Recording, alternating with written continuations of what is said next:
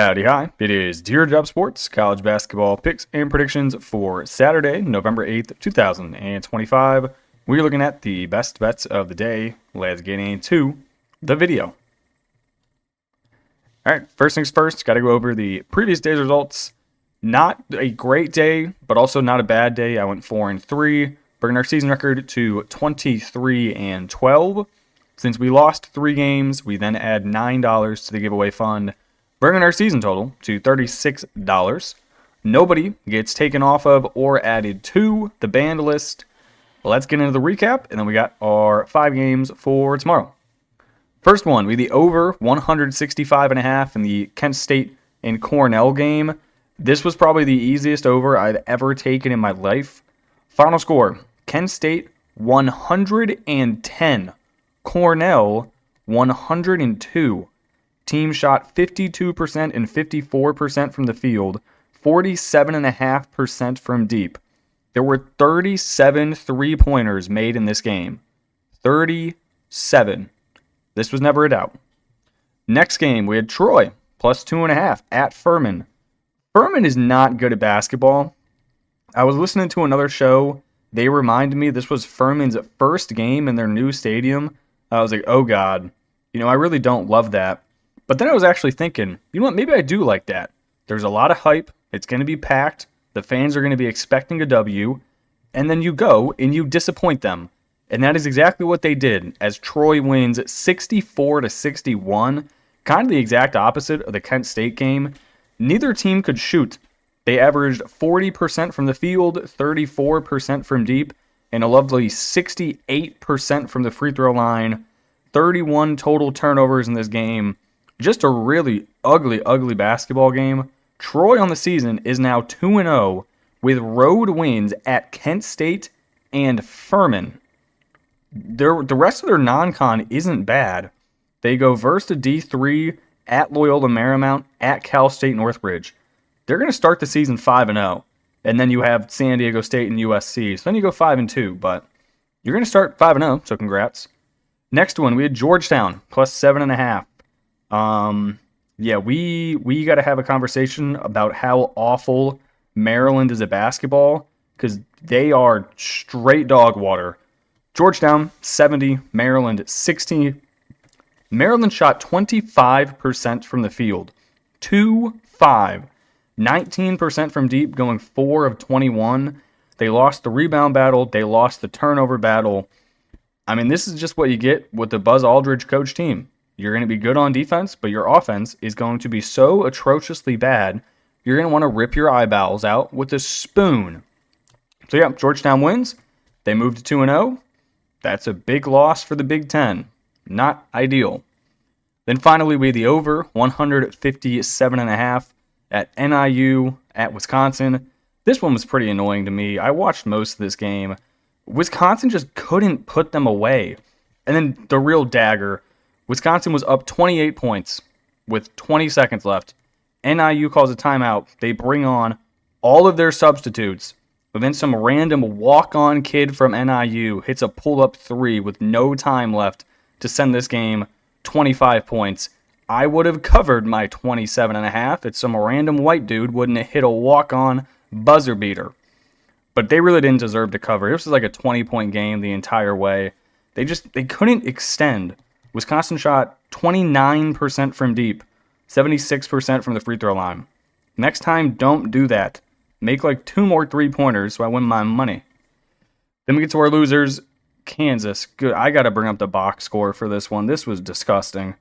Kansas led at halftime.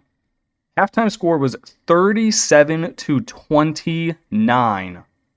Then UNC came out and scored 58 points in the second half. North Carolina wins 87-74. They shot 52% from the field, 30% from deep. Kansas actually shot 48% from deep, but they only shot 45% from the field. They lost the turnover battle. They lost the rebound battle. Darren Peterson played all right. He had 22 points, went 8 of 14 from the field. However, the rest of the team played no good. You had Melvin Council go 2 of 11. Their bench didn't do anything. Overall, really bad second half from Kansas. I was not impressed. Then we had Wake Forest minus 19.5, another team that just, they could not extend. They were up 13 points at halftime. You were like, okay, minus 19.5 looks pretty good. And then they said no, as they only win by 16 points. They shoot 40% from the field, 29% from deep, 7 of 24, and then 60% from the free throw line. Like, dude, just shoot 80% from the free throw line so we win. They won the rebound battle by 19. They won the turnover battle, the offensive rebounding battle by 9. They just couldn't put ball in hoop. And then I already told you about Wisconsin. Random walk-on kid from NIU. We led for like 20 to 25 the entire game. Almost got it there, but I did not. So that is how I go 4-3. Let's get on to the picks for tomorrow. All right, first game of the day here. You got SEC versus Big East. I'm going to take St. John's minus 5.5 at home at the Garden. Also going to rock the over, 170.5. Both of these teams 1-0 on the year. Bama, though, has multiple guys questionable that are going to be a massive impact. And St. John's is healthy and at home, so I will take the Red Storm. Alabama, they won their first game 91-62 against North Dakota. They did not cover the spread, however. For this game, their sixth-year senior, Latrell Wrightsell, listed as questionable. That was when I typed it up, he was questionable. I just read an article that said he is likely to play. So if you're an Alabama fan, you 100% want this dude on the court. He did not play in the first game, so who really knows? Without him starting, Alabama starts 3 underclassmen. 2 of them are freshmen. 2 of them.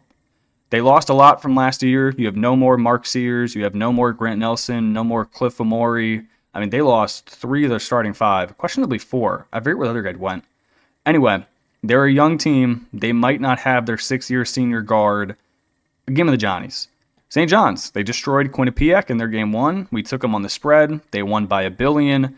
I personally think they have the best starting 5 in the country, and 4 of them are transfers. They're only going to get better with time. They're old at every single position besides their shooting guard with sophomore Ian Jackson, but he's probably the best offensive player they have. They got Zuby down low. You have Bryce Hopkins. You have Isaiah Sellers. And then you have Dylan Mitchell. I mean, it's 5 guys who can get you a bucket whenever, almost wherever, besides Zuby, who can't shoot anything under than 5 feet. Give me St. John's. Give me Slick Rick Pitino. Give me the over. All right, so this next line, this is subject to be very different than what the actual spread is. This line, on every single book I've looked at, is currently not out. So I did what every normal person would do. I Googled, what is the Fairfield NJIT projected line for tomorrow? And Google AI said it would be Fairfield plus 4.5. So I said, you know what? I'm going to rock with that. But I could also see this being completely flipped. If you told me Fairfield was minus 4.5 tomorrow, I think it would make sense. So I will update this in the Discord with what I actually get the number at. But we're going to go with what Google told me. I'm going to trust the robots. Give me Fairfield plus 4.5. If they are actually a dog, just hit the money line. I'm tired of this NJIT nonsense. We faded them game 1, and we got destroyed because Fordham might be one of the worst teams in the country. Fairfield, though, they played a really good game. They held Penn State to a low number and kept the game close the entire way. So I will take Fairfield, questionably, plus 4.5. They're 0-1 on the year, but they lost to Penn State 76-68 in a true road game. They have a freshman who is from Newark, New Jersey, which is where NJIT is located from. So I think Fairfield might have a fair bit of this crowd. I mean, that's a homecoming from this kid. He's bound to have all of his friends from high school and his family there. That's probably majority of this stadium because NJIT doesn't care about basketball. They also have 2 senior guards who play in the backcourt. One of them dropped 25 points on Penn State. Imagine what this dude is going to do against NJIT, who starts a true freshman at point guard. 25 on Penn State, and now you're playing some random freshman from NJIT. That is not going to go well for them. Now, NJIT, they beat Fordham game 1. I'm not going to take too much into that. Fordham shot 34% from the field and 16% from deep. And I know because I watched every single minute of that game. Every single shot for Fordham was wide open. All I need to do from Fairfield Just put the ball in the hoop. That is it. They start every single starter for NJIT is an underclassman. 2 of them are true freshmen. Not a single junior or senior in the starting lineup. Surely Fairfield can win. Give me Fairfield plus 4.5. Maybe. Whatever their spread is, I'm taking it. All right, next game we got. This one is probably my favorite bet of the night. It is Milwaukee minus 3.5 on the road at Wofford. Wofford's going to be one of the worst teams in the country for the foreseeable future. They got a lot going on outside of the actual basketball. Their original coach for this season, his name was Dwight Perry. He took this team to a March Madness appearance last year. He got fired by Wofford University for what I believe, what I read in the articles and slightly listened to in the preseason show for the college experience talking about Wofford.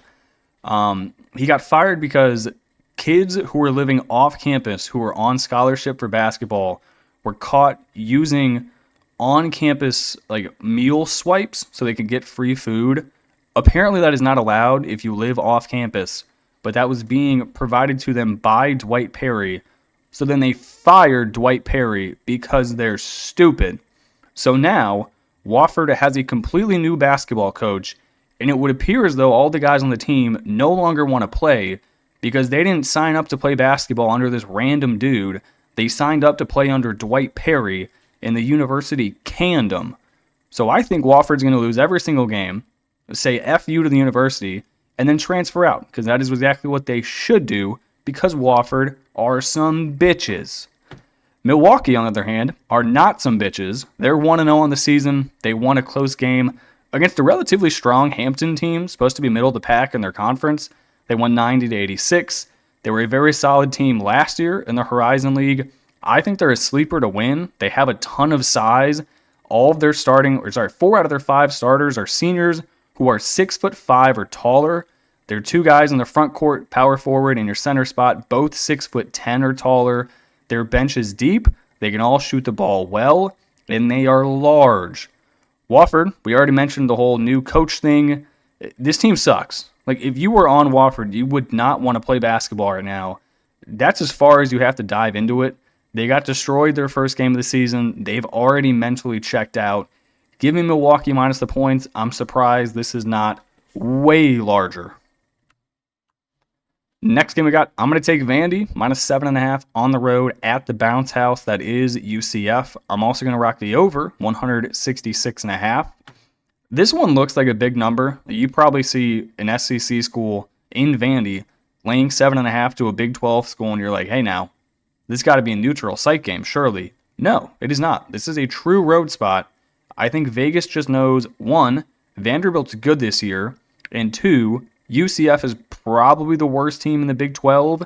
Maybe not, though, because TCU did lose a home game to New Orleans, so you got to kind of question a lot of things going on there. Vandy, 1-0 on the year. They beat Lipscomb, who is a solid mid-major program, 105-61. This is another year of Mark Byington. I think this is year 4 for him. Not 100%. They returned 2 starters from last year's team, but they do get a lot of minutes off the bench who are going to get increased roles. They also got some really good portal guys from Power 4 schools, such as UNC. And then they got some top-tier mid-major guys coming out to help the starting rotation. This team is absolutely huge. They have 3 guys in the starting rotation who are all over 6'9", and every single one of them can shoot the ball from deep. UCF does not have any of that. UCF, if you look at their roster last year and then look at your roster this year, you will realize there is not a single dude who appears on both. They don't return one guy from their starting rotation or their bench. They are on gone. Some names you might know. Keyshawn Hall, he previously played at, George Washington? Somewhere in the A-10, he was really good. Maybe it was VCU. Anyway, he then played at UCF. He is now on Auburn. Or how about Mikey Williams, who has been everywhere and anywhere in his college career. He is now at Sacramento State under Mike Bibby and Shaq. And everyone else either graduated or transferred out. They really don't bring in many Power 4 guys. They bring in a lot of old mid-major guys. They're the oldest roster in the Big 12. I don't think that matters at all, though. I was not impressed at all at what they did week 1, so I will fade them because I think they suck. All right, final game. Then we have our almost bets. We are also still doing the giveaway. It goes till Sunday. If you sign up, overtime.com, link in the description below, wager $10, you get $20 in free bets, and you are also automatically entered into our $100 giveaway if you make any wager at all. Now, we did this 2 days ago, or was it 3 days ago? Whenever the last time IU Indy played, we blindly took their over at home against Long Island University, and it paid off, as the opening line was 182.5, and it finished at 184. I'm going to do that again. They play at Butler. This is their 3rd game in 5 days. This should have 1 billion points. IU Indy 0-2 on the season. They lost at Ohio State 118-102. Then they lost at home to LIU 94-90. You need to watch this team play basketball. It is the most absurd style of nonsense I have ever seen. They press you the entire game. If you break their press, your offense has a 3-on-2, which is a free layup or a wide open 3 every single time. There is no exaggeration in that. You get free points if you can just break a press. Then they cherry pick on the other side of the court and try to get a wide open 3. They trade 3s for 2s. And that is how they win games. Butler, they're 1-0 on the season. They beat Southern Indiana 88-58 in their first game. They have a completely new team from last year with a bunch of really good transfers. You might remember Michael Ajayi from Gonzaga. He didn't play last year. I think he played the previous season. He's really good. They have a large team compared to IU Indy. The problem for IU Indy is they're trying to trap when they have a bunch of 6'2" dudes. That's not going to work. Going against a Big East school who is all like 6'7" to 6'10". They're just going to jump, throw the ball over you, and then get free points. I have no doubt that Butler will score 95 plus. If you want to know what I got this number at before I post it in tomorrow's video, I drop all these numbers of what I actually get in the Discord, in the college basketball tab. It is free. The Discord will always be free. It doesn't cost anything to join. Link is in the description below if you would like to. All right, then the bets I almost made but couldn't. Nebraska, minus 18.5. FIU is horrible at basketball. Unfortunately, I don't think Nebraska is going to be very good this year either. If this number would have been like 14.5, I probably would have taken it. But almost 20 is a bit too much. Next one, South Florida. I think South Florida is one of the best teams in the American this year. I am not high on any teams in the A10 unless their name is Dayton or St. Louis. I do not think you are good. So I would lay 2.5 with South Florida. And then finally, why is ECU catching 6.5 against Richmond? Make that make any sense. You want to talk about fading the A10. Why are they laying almost a touchdown to a fucking American team? It makes no sense. Give me East Carolina plus 6.5. All right, that is going to do it for me. Let me do a quick double check that none of these lines are out that I talked about. So I need to check Butler again. Nope, that one's still not out. Don't have the over. All right, and then I need to check Fairfield again. Are you out? I typed in Fartfield. That's nice. Really glad I'm doing that. Nope, that's also not out. So if you'd like to know what numbers I actually got those at, you can hop in the Discord, free description below. And that's it. I appreciate you guys tuning in and watching, and I will catch you in the next one. Peace.